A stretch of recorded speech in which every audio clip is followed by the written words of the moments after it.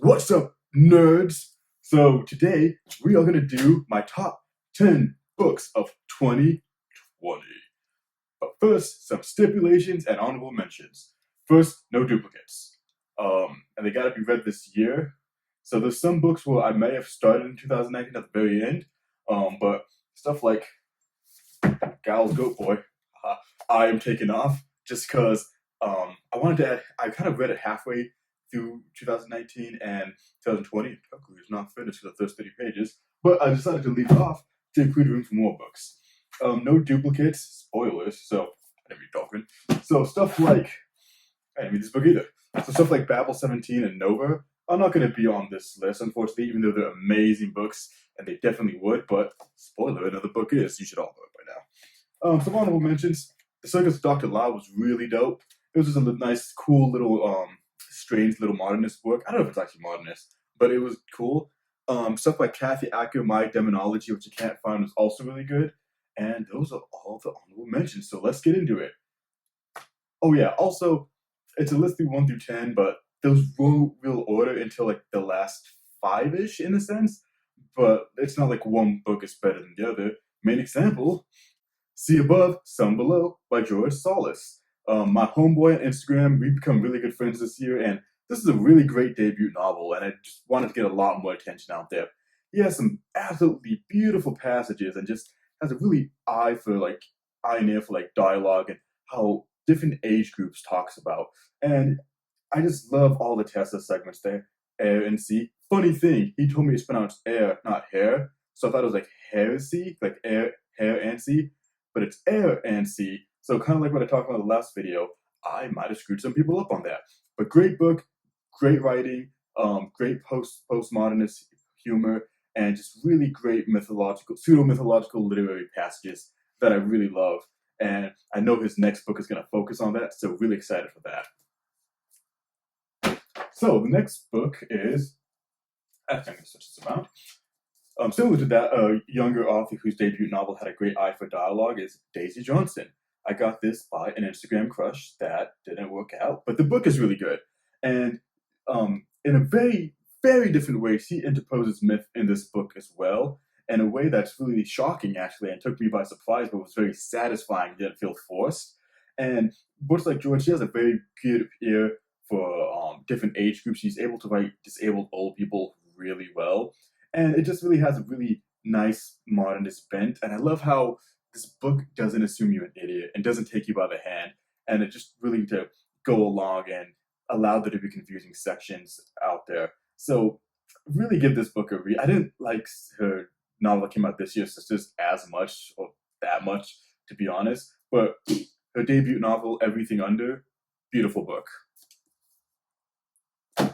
Next one is Guignol's Band by, oh my god, Cecil, I guess. So, this book, I actually did a review on it, but the review was crap and had a big piece of lint on my chin, but I had a dumb Celine Dion joke in it, so I didn't put it up.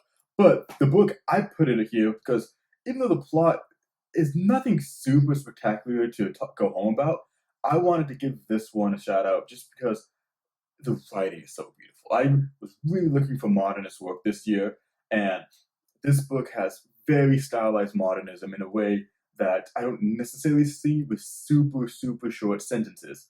Oftentimes, we like to focus on very long, multi-page sentences that just like to break your mind. And like with this book, with some of the stuff, it's like dot, word, word. And it just, you really get a sense of what's going on at the same time. I would put this higher up on the list for me, but thinking about it later, the plot and some of the themes that I was getting at, because it takes place during World War II? No, or one, I forget, to be honest. It was just kind of like, you kind of read it before with a lot of either French or like early 1900s work. It's just more the style of, it's not a bad plot, but it's more the style of this book.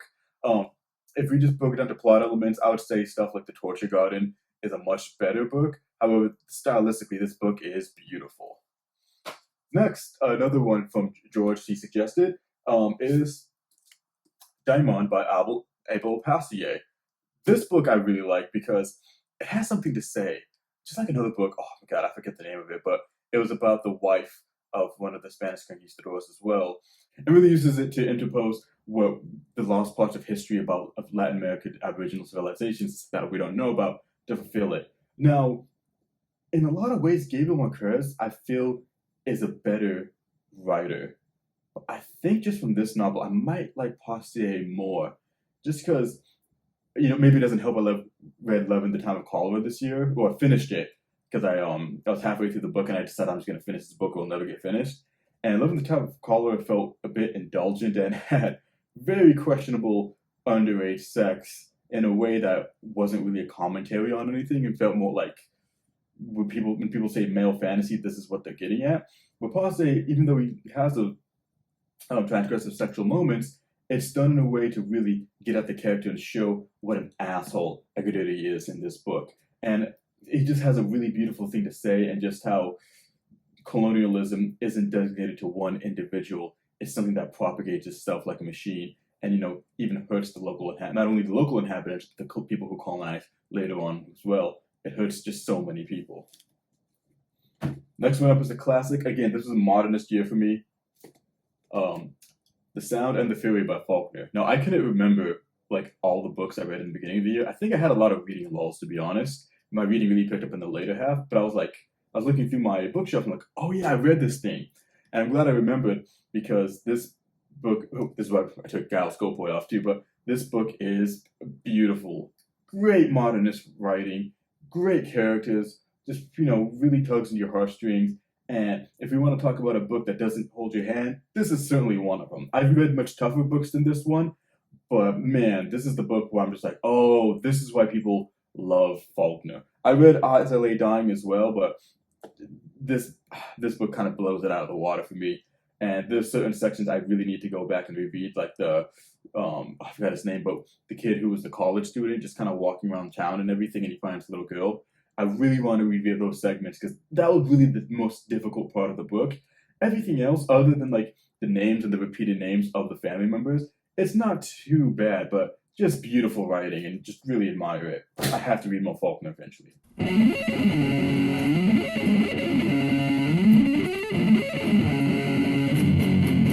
the next one is not this book, because my dad has it. It's The Plot Against America. Oh my God. This book was perfect. I wish I would have done a YouTube video on it, because it was before I even started my channel this year. And what an amazing book. Now these next like 5-6 books, like, they're the ones that really tug at me.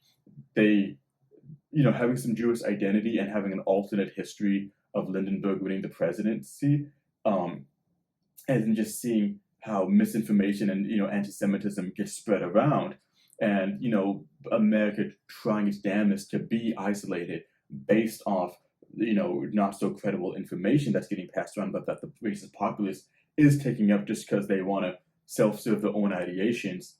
Beautiful.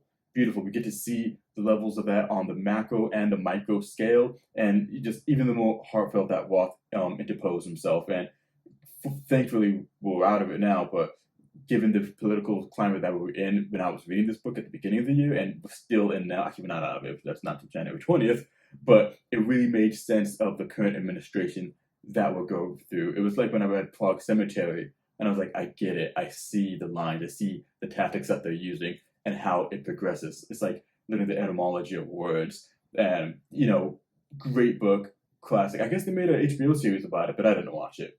Holy shit, I have 11 books here. Oh well. So now the next one is, this is why I had to put the stipulation of 1 book per author, because this one would have took up 4 spaces on the list, and that's Joseph McElroy. Ooh, man, it's tough to choose one also, because the deeper I go into McElroy, the more I learn he's just a very diverse author. First one being Cannonball, loved it. It was like reading Pynchon for the first time. It was difficult, but it had to do with Southern California, and here I am, early Afghan war, which I was raised during that time. So I just really love that book for that reason. Actors in the House, it's like reading DeLillo at his prime, and a bit some also. And not to say McElroy is a DeLillo knockoff in this one, but the Nothing Happens books, like how people praise Murakami, this is top tier Nothing Happened still holds my interest. Not like the Magic Mountain, which I'm still hesitant to go back to, I've realized, but ooh, beautiful. Beautiful. Plus, Impulse, one of the most complicated novels I read with such simple language. This book is a damn puzzle. It might not be the most enjoyable experience, but oh my god, the levels of what he sets out for and accomplishes, I'm like, how did he write this book? He's a madman. Beautiful book, beautiful read, and The Letters Left to Me, the simplest McElroy book I've read, but amazing. McElroy is one of those authors where I'm like, sometimes you're not sure how much you're enjoying it at the present time, but when I went back to my bookshelf and I looked at all these books, all these flood of like enjoyable emotions just hit me. It was like a serotonin hit, and there was no way I couldn't include him on the list after that. So, and I couldn't just choose one, but I can choose one not to put, Smuggler's Bible. Anyway, next book, Lanark.